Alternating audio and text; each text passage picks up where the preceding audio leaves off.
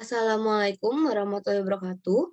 Perkenalkan, nama saya Syifa Gustaviani dari kelas 2 Logistik E dengan NPM 1619193. Nah, di sini saya akan menjelaskan mengenai hasil jawaban saya terhadap 3 soal praktikum riset operasi. Nah, untuk nomor satu itu ada pengiriman dealer mobil Mercedes-Benz. Dia akan mengirim mobil Mercedes Class ke satu lokasi menuju lokasi 7 berdasarkan rute alternatif rutenya ini, dan kita akan menggunakan metode shortest route pada analisis jaringan. Nah, untuk hasil Excel-nya, kita awalnya kita masukin dulu from, to, on road, dan distance. Nah, ke dalam tabel ini, lalu kita masukin net flow, yang dimana net flow ini contohnya untuk nomor satu karena dia semuanya ada di from, maka berbentuk positif bilangannya. Jika ada di on route, jika dari itu on route-nya, maka untuk bilangannya negatif. Selanjutnya, kita akan memasukkan rumus kepada total jarak, yang dimana untuk rumusnya sum produk C13 dan D13. C13, C3 sampai C13 itu merupakan on route, yang D3 sampai D13 itu adalah distance. Selanjutnya, kita akan ke solver. Di solver ini kita masukkan untuk B15-nya, itu merupakan set objektif, itu tuh merupakan total jarak yang akan kita cari. By changing variables-nya itu merupakan on route. Selanjutnya, untuk subject to the constraints-nya itu adalah net flow dan supply demand. Selanjutnya, kita pilih ini simple L, P, dan solve. Dan hasilnya akan ada 33. Begitupun dengan POM-nya. Kita masuk ke POM-nya, ini kita memilih shortest route juga. Kita masukin data seperti yang tadi di Excel, dan kita akan solve. Ini solve-nya. Masukin start node, end node, dan distance, lalu kita solve, dan akan diketahui cumulative distance-nya paling tidak 33. Total distance-nya 33, dan dia sama seperti si Excel-nya. Jadi, untuk total jarak pada soal pertama itu sebanyak 33. Untuk nomor 2, kita menggunakan integer programming. Soalnya, pada teks UKM tekstil, dia akan membuat kemeja dan kaos dengan 4 workstation, yang dimana workstation itu memiliki tugas yang berbeda-beda. Seitu pada workstation itu memiliki waktu-waktu yang mana dia merupakan batasan. Nah, untuk kapasitas produksinya 200 buah pada kemeja dan 120 buah pada kaos. Selanjutnya kita akan masuk ke solver ya. Ini kita masukin objektif. Kenapa objektifnya 15.750 dan 20.000? Karena kita di sini melihat profit. Di sini di soal profitnya adalah 45% dan 50% dari keuntungan. Jadi saya menggunakan objektifnya itu dikalikan dulu kepada persenan dari si keuntungannya, baru saya masukin ke objektif.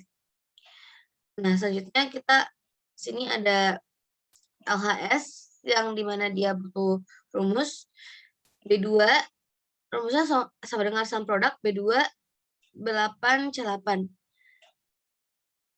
B2 objektif dan C8 itu decision. Terus kita masuk ke solver. Di solver kita masukin set objektifnya itu yang akan kita cari. D2 HS. Dengan by changing variables-nya, kita masukin B8 hingga C8. B8 itu adalah decision yang X1 dan X2.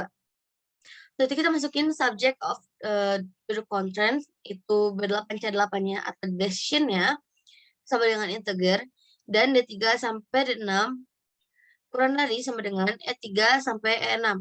D3, D6 itu merupakan LHS. 3 sampai 6 itu merupakan RHS. Lalu kita solve dan hasilnya 180 untuk kaos dengan memperoleh keuntungan 3.600.000. Begitupun dengan POM-QM-nya.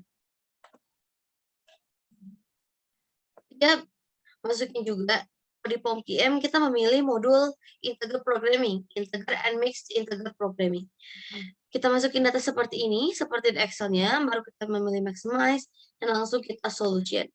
Hasilnya sama, dengan menjual 180 kaos, kita akan mendapatkan keuntungan 3.600.000. Selanjutnya untuk soal ketiga, di sini ada distrik, ada warehouse dengan capacity per kilogramnya berapa, dan di sini juga ada data jumlah beras raskin yang diperlukan. Di sini ada location-locationnya atau tempat-tempatnya. Yang di sini adalah beras yang diperlukan. Dengan di sini ada lokasi-lokasi distrik dari kumpulan subdistrik ini. Karena dia transportasinya dari warehouse ke distrik, maka saya membuat si Excel-nya ini kita berdistrik-distrik itu. Jadi saya hitung dulu distrik 1 berapa, distrik 2 berapa, distrik 3 berapa, distrik 4 berapa, dan distrik 5 berapa. Besar dari si subdistrik yang udah diketahui, lalu kita masukin ke sini. Ini. Nah, di sini tuh di tabel pertama sebelumnya, itu ada warehouse 1, yang dimana merupakan dia adalah supplier atau supply yang bakal mensuplai kebutuhan-kebutuhan dari distrik-distrik. Dan distrik-distrik ini yang tadi distrik 1, distrik 2, distrik 3, distrik 4, distrik 5. Nah, ini adalah kebutuhan-kebutuhan yang didapat dari tambahan-tambahan dari subdistriknya.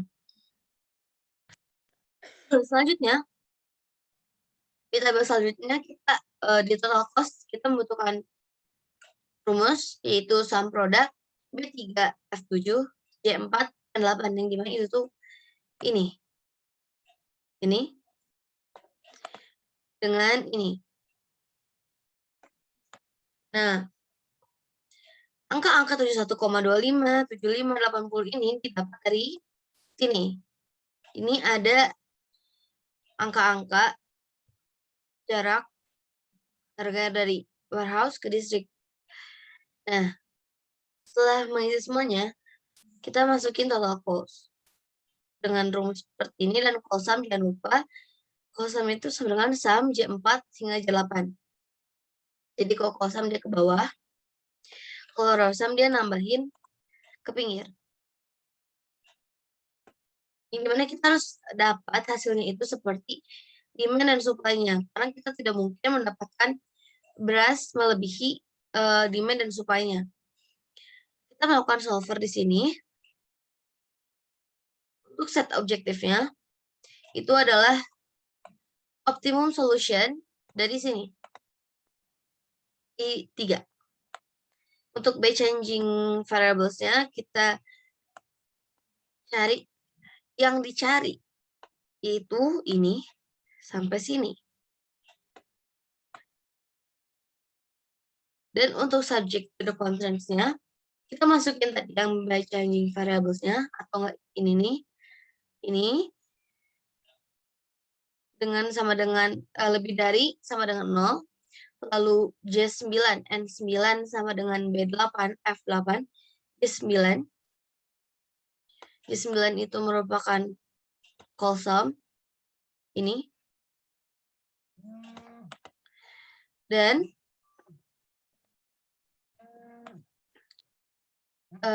itunya tuh B8 F8 itu merupakan demand, dan ini adalah row sum dengan supply.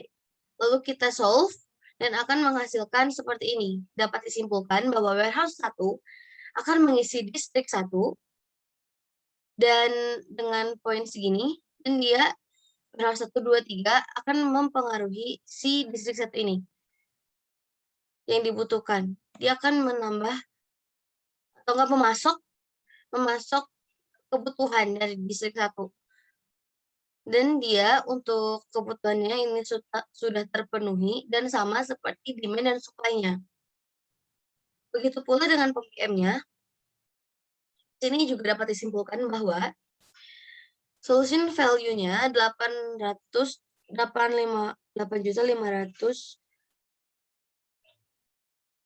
maaf, 85.159.300. Di sini ada dari warehouse 1 ke destinasi 1 jam mensuplai 18.885. Warehouse 2 mensuplai 31.540. Warehouse 3 itu 230.000. Sama hasilnya seperti Excel-nya. Dan dilihat tabel ini merupakan tabel hasil dari solver tadi. Dan semuanya terpenuhi seperti demand-nya. Sekian pengerjaan dari saya, semoga dapat membantu dan dapat menambah nilai saya. Terima kasih akan yang sudah menonton. Sekian dari Siva, maaf buru-buru karena terlalu waktu. Sekian, wassalamualaikum warahmatullahi wabarakatuh.